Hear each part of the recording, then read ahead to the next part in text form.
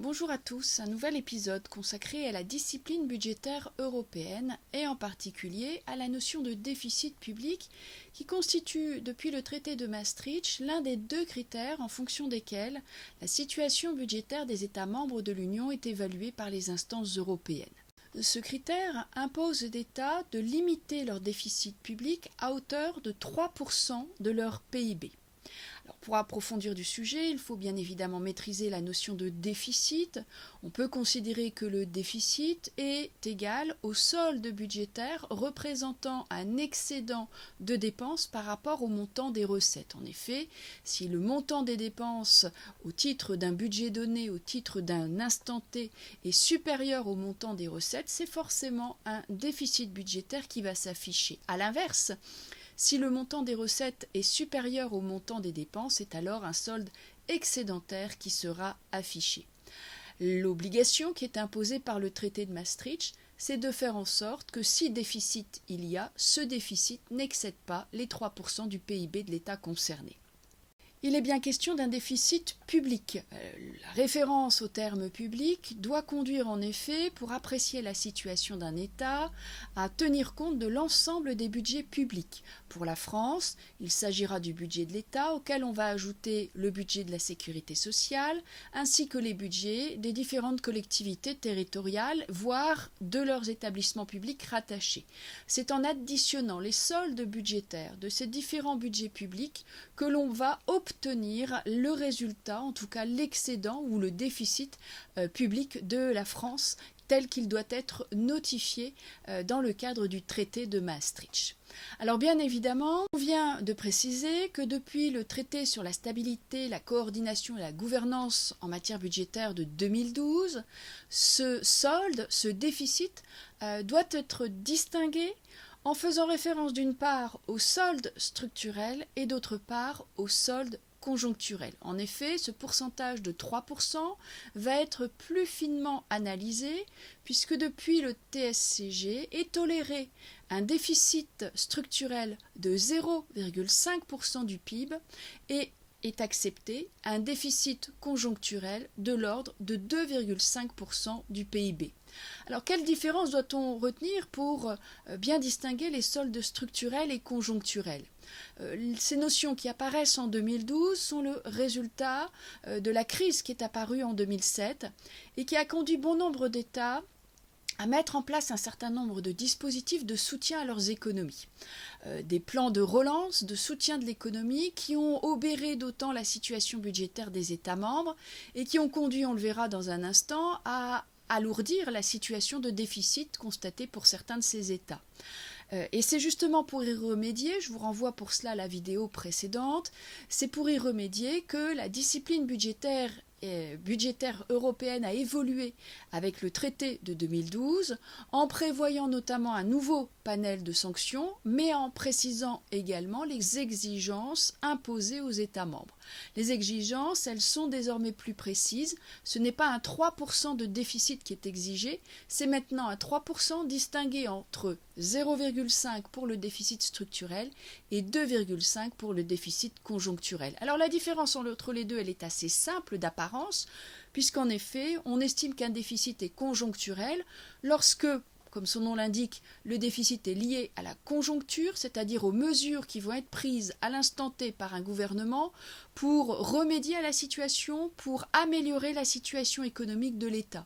A l'inverse, le déficit est dit structurel lorsqu'il correspond finalement à un niveau de dépenses qui structurellement est beaucoup plus élevé que les recettes, c'est-à-dire qu'ils ne dépendent pas, que ce niveau ne dépend pas de la conjoncture, qu'il est totalement lié au fonctionnement interne de l'État et aux politiques publiques qui ont été mises en place depuis plusieurs années.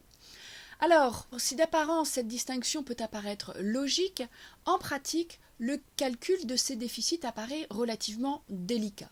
C'est ce que souligne le professeur Le Cacheux, qui y voit certes une règle moins stupide que la règle initiale du point de vue de l'analyse économique, mais qui reporte l'arbitraire sur l'évaluation du solde structurel peu robuste.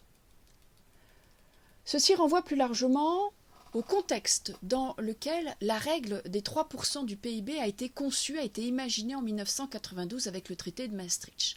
Là également, et vous trouverez d'ailleurs sur Internet un certain nombre d'articles sur le sujet, cette règle de 3% apparaît totalement arbitraire. Elle est même, selon les anecdotes qui en sont données, le fruit d'un travail réalisé sur un coin de table, alors que la France était en train d'imaginer le contenu du traité de Maastricht, était en train de penser les règles à mettre en place à ce moment-là, et que la règle des 3% semblait pouvoir correspondre à la situation économique française.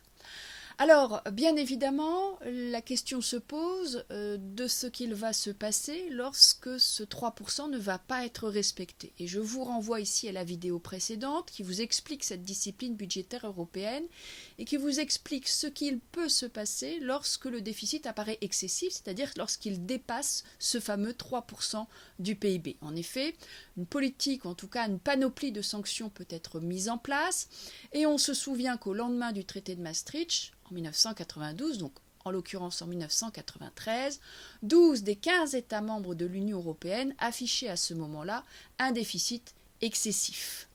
La France affichait alors un déficit public de l'ordre de 6% de son PIB.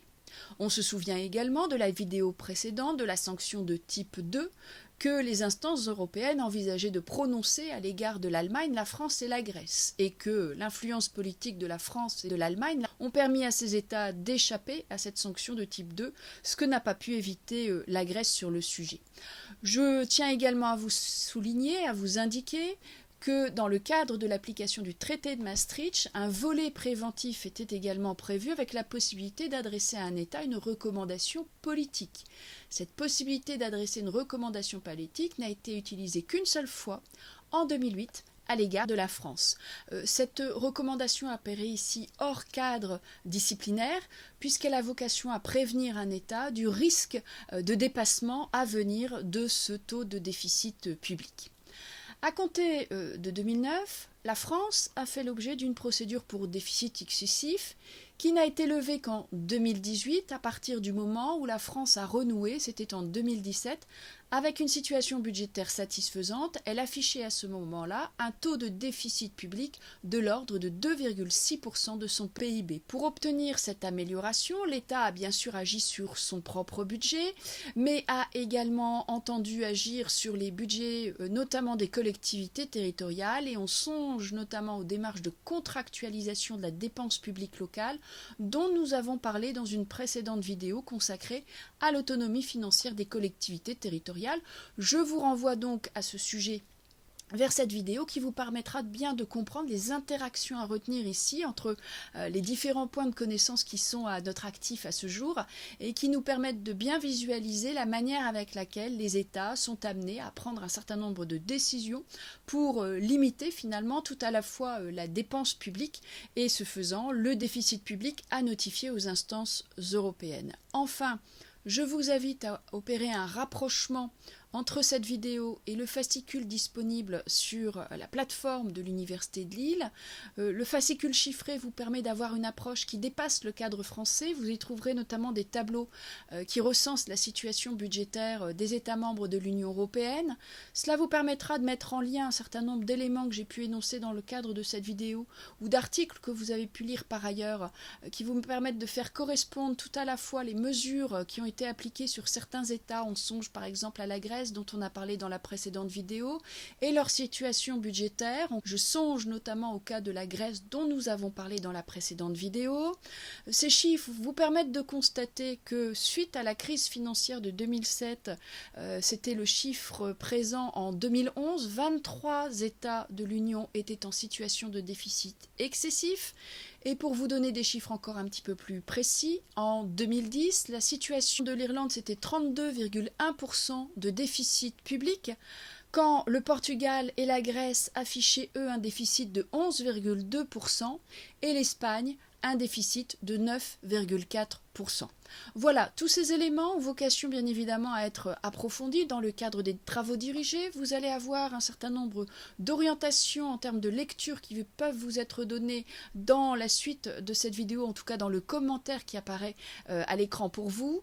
Ce sont des éléments de lecture que je vous invite fortement à consulter afin effectivement d'avoir un visuel le plus large possible sur le sujet, en attendant bien évidemment la vidéo à suivre qui sera elle entièrement dédiée à l'endettement l'endettement public des États membres de l'Union européenne.